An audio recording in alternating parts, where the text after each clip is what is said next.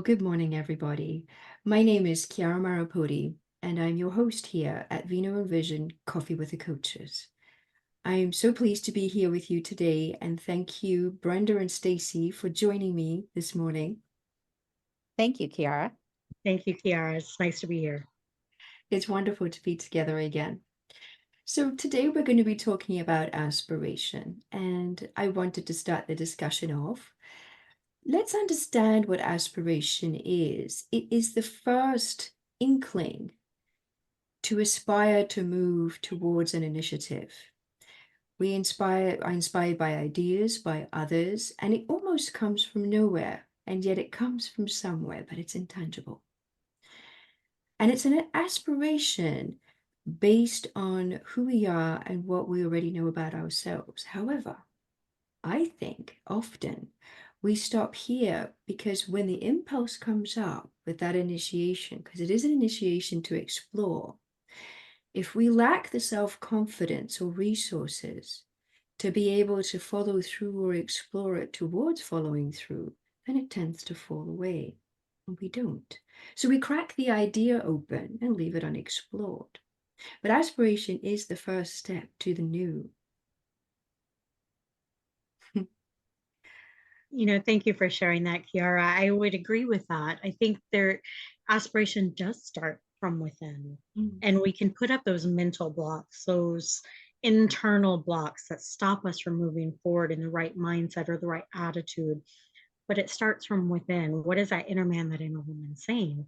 And what is that still small voice, that little whisper from within telling you about something that you're called to? Is it something that's aligned with you? Is your present reality aligned to you, or are you called into something greater? And to be willing to and able to step forward into that, to like you said, dare to explore and dare to dream. Yes. Yeah, taking that a step further, obviously the aspiration gives us that power to dream and kind of imagine and fantasize about where we want to go and how we want to get there. And that's the aspiration. But then we've got to take it a step further, and we've got to put in the work in order to make those dreams turn into goals and then eventually turn into reality. It's very true. I think people tend to stop here at the aspiration because of self-limiting beliefs and a lack of self-worth or the idea that they have the inability to pull through with it because they haven't done it before. But the point of any initiation is you haven't done it before. So now is time to put your step forward. It's a calling, actually. It's a calling to be more, to do more, to feel more, and to show up differently. And the inner being of ours, the smallness that's in there, the little voice that you mentioned, Brenda, that tells us, no, you haven't done this before. You can't possibly do it. And we can't dream to be bigger and bring that into our reality. It's a phenomenon that I think is universal at some point for many. And that's where we as coaches, professional coaches, can support to see beyond and explore beyond those self-limiting beliefs and say, actually, you do have permission to say yes. You do have permission to explore because I'm by your side. You're not by yourself. And I think that's an important piece of where we come in as professionals. I would agree. I would agree. I see this all the time with the self-limiting beliefs and the generational curses. And I'm just a country bumpkin from the rural South Texas. I'm just this. I'm just that. My situation says I can never do this. I want to do this. I like the idea of this, but I'm just this. My family's always done this. They've always done things that way. I can never move beyond that because this is where I'm capsulated. And you have to dare to dream. You have to dare to believe in yourself and to listen even deeper to that little tiny voice whispering within that's saying, you're worth it. You're better. I have more for you. I need you to believe in you and step forward. you are worth it. I agree. I agree. Stacy, please. You don't Yeah, you're no, not I was going to joking, jump in and say, yes. we as a society, we put labels on things. We put labels on ourselves. We put labels on each other. And a lot of that falls in back into self-worth. And if we don't feel that we're worthy of anything more, then we start to put those labels on ourselves. And then we mirror that and label others so that we can feel like we belong somewhere, or, uh, my like we belong, and it kind of starts to create a tribe, but not one of growth and taking those aspirations and turning them into growth, and then turning it into actual productivity. But it's what's keeping us stuck, because we feel either we have imposter syndrome, or those fears that we keep trying to stuff down keep resurfacing and telling us that we're not enough. And we keep those labels that we were given. I absolutely agree. I mean, judgment is a huge barrier for anything. If we look at judgment, when we make a judgment, we're actually speaking more about ourselves and our own insecurities or limiting beliefs, more than the other person, because we're seeing something in them that perhaps we can't have or we want. And, it goes into other aspects too, but self-judgment can be so deprecating. Self-judgment can leave one basically in a desolate desert, without the ability to take the inspiration that we have and to make something of it, because we can't see the oasis that's a mirage on the horizon. Although it's there, we can't see it. So we can't go and drink of the beauty in the oasis amongst all the desert, because we think we are the desert, but we're not the desert. We're the desert, the oasis, the coconuts that come out of that, metaphorically speaking, the fruit that comes out of that. And, and that's nourishment.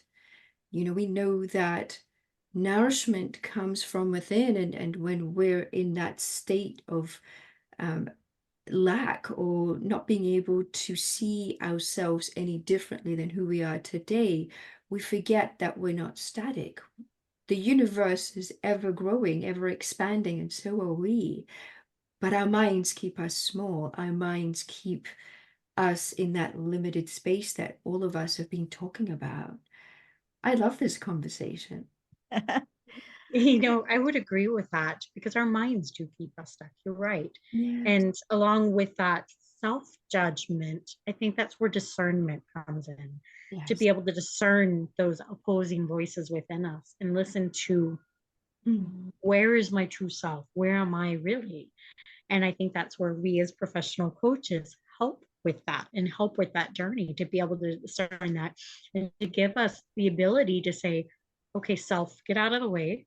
mm. And those opposing voices, to tell them to sit down and be quiet, so that we can dare to dream. We can look beyond the desert and see that beautiful oasis. We can see the fruit starting to build and bud within us that we can then nurture and help our clients to nurture as well, so that it can be something beautiful once the work is put into it. But it's about daring to take that first step. Yeah.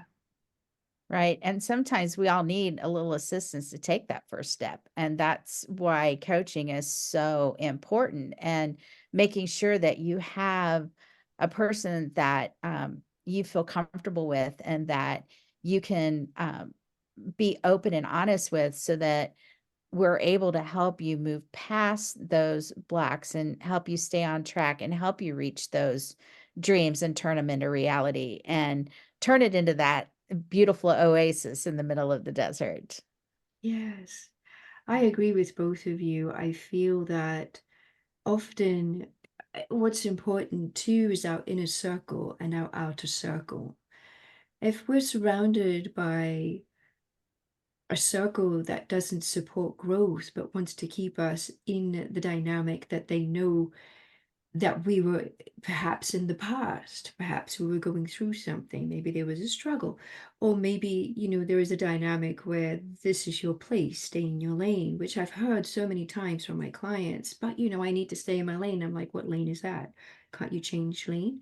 And they never thought about that. They couldn't give themselves permission because for those who are working on their self-worth, they need validation from the external world that I am okay, that what I'm doing is good, that I am worth something in your eyes. But really, it's more about, am I worth something in my eyes? Who am I?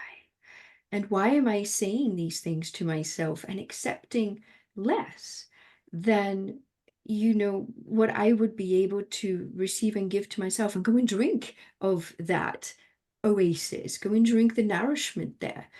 Because why wouldn't I? It's available to everybody and anybody. So why is it not available to me? It's only me that's putting myself in a space and allowing other people to keep me in that space that doesn't allow me to go and drink something Yeah. else, go and nourish with something else. So your inner circle is so important. And we see this a lot with our inner circle, especially. And the outer circle is reflective of that. But those who are close to us, there are some questions to ask. Do they allow us to grow? Do they allow us to see ourselves differently? Are they accepting of the flaws, of the things that we're working on and working through? Because it's not pretty sometimes.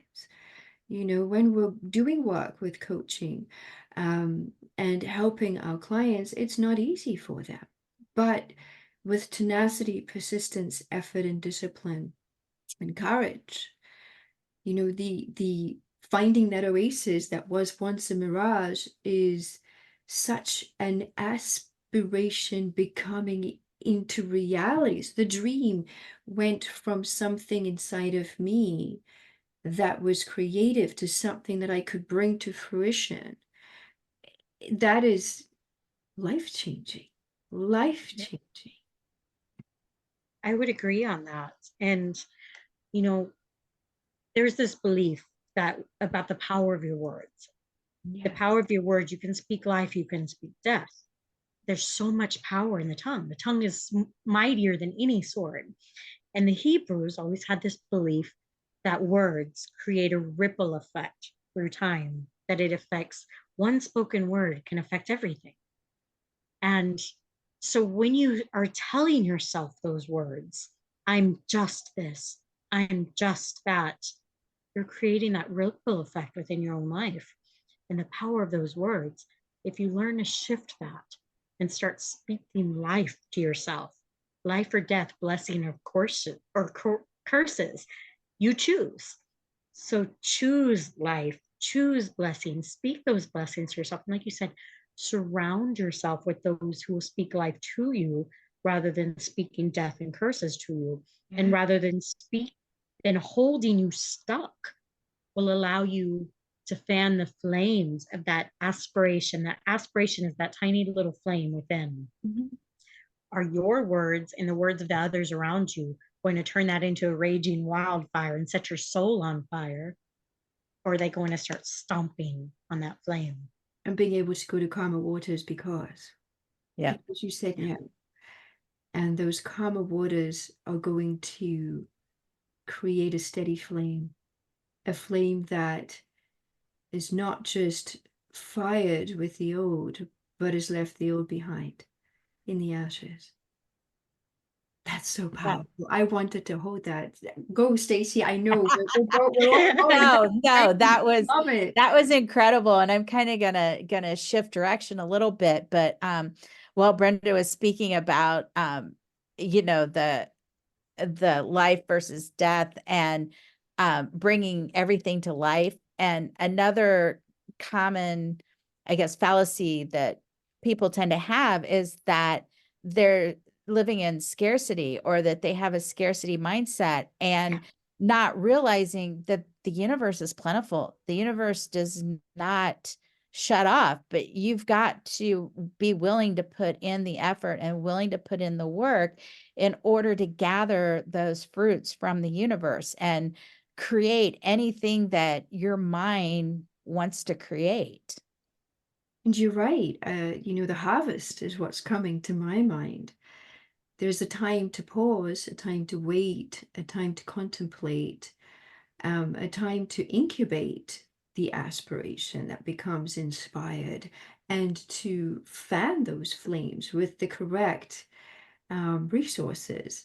And then there's a time to collect and a time to now move forward and harvest. And so being coaches and supporting our clients to create strategy for themselves so that they're able to navigate the emotional aspects, the mental aspects, and the surrounding aspects, in an outer circle, and then being able to work upon that at the right timing, because you're right, that oasis is available to everyone, like you said. It's just a matter of not sitting in the desert dry without hydration when the hydration is just over there, and allowing yourself to pick yourself up and getting support to help to walk the path towards that nourishment. It's really very interesting. It's very interesting.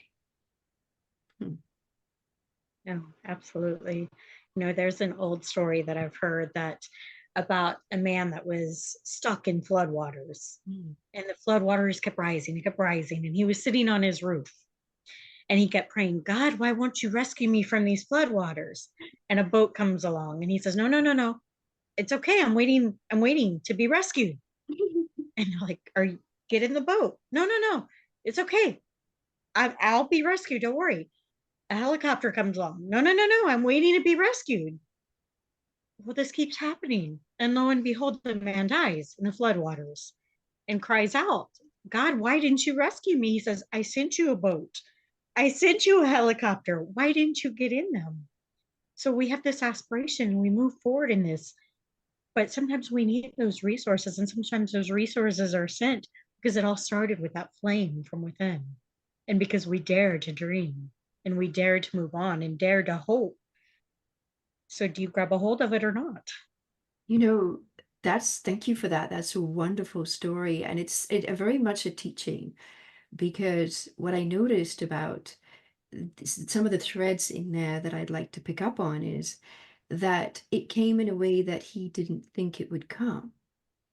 In so many different ways, it was disguised to him because he couldn't see, well, here is the help, here is what is actually what you asked for, but may not have been in the way that you expected it to be or that you were willing to accept it to be, but it's here nonetheless. So, when we make a declaration and we ask for resources, it's also the ability to let go of the rigidity and allow it to come in and see it for what it is. And I've seen this often with my clients. Well, I wanted this, and it never came. And I'm like, well, what did come? Oh, this. And I'm like, but that was a stepping stone towards that. And so could have been used. So here's the strategy. Here's the teaching in that, which is a beautiful teaching, because often we're so steadfast on a certain pathway, but actually sometimes we need to be redirected. And if there is a redirection, sometimes it is for us to be able to actually reach that oasis. Because if we kept on going in this direction, the oasis is north, we're going south.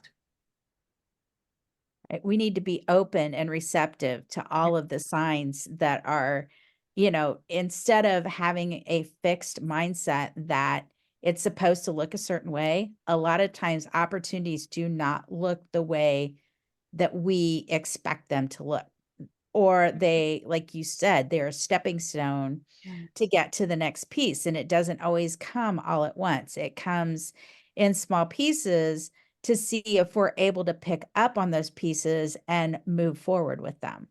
And I think that's a very good point. Thank you, Stacey. And I think we often have a linear understanding. Well, this is the timeline. This is how it's going to play out. And we're already at the finish line in our mind. But as coaches, we're here to say, wait, hold up a minute. You're still at the start line. These are some of the things and to put in place, and perhaps there are some hurdles in the way, but we're going to get through this together. And if the trajectory and the journey might not look like it's going in that direction, but it is. Yeah. And there's learning on the way that is to happen so that when we do reach the finish line that we're ready for it. Because if we're not ready to receive it, guess what? We're not going to see it. And we're going to Exactly. miss the opportunity. And if we miss the opportunity, then we think that we're forlorn, we're back down in the desert, desolate. But Mhm. actually, we needed to go through all of that process to get there. Because it's in the transformation through aspiration and that impulse first. I would agree with that. And thank you for saying that about missing those opportunities and being open, because sometimes when it starts with that aspiration, yes, we may have our eyes set on the finish line and we get so fixed on that finish line, we forget that as things shift and change and new opportunities come along, and if there is a stepping stone along the way, sometimes life may throw us a curveball. Mm. And sometimes it's negative, but sometimes it can be very positive curveballs. But if we choose to look at something through those blinders and through those goggles, but it's taking me away from my finish line over here, what if your new direction is taking you to something better? Whereas before, you may have been looking at the mirage, and this curveball that life is throwing you is truly taking you to the way of a beautiful oasis. Yes. It's there to redirect and transform you Yes. and not hold you hostage or hold you back. Yes. And it all starts with that aspiration. Yes, Yep. it does. It absolutely does. That transformative journey. When you look back, you're going to be like, who was that down there in the desert? I don't recognize them anymore. But that's the point. The point is that means that you have aspired to transform and dream a reality into being that is more than what it was before. Well said. Yeah. Yeah, Well Agree. said. what it was before. And so you're not the same person anymore. No. And that's the point of us as professional coaches. Very well said. Is there anything else that we want to add? I think that last point about summed it up very well. It all Yeah. starts with the aspiration and about that ink, that little tiny flame. But Yeah, do we dare to grab a hold of it? Do we dare to fan those flames? And it's about taking that first inkling, that first step towards that transformative journey. And knowing that the signs and the help that is afforded along the way is not always in your expectations. They could be bigger or more grandiose, and passing on those opportunities might stop you from reaching that oasis that you so desperately want to have.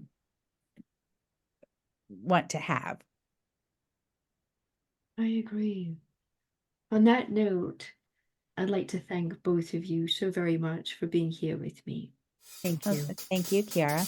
Brenda and Yes, thank Stacey, you. it's always a pleasure. Thank you. Until next time.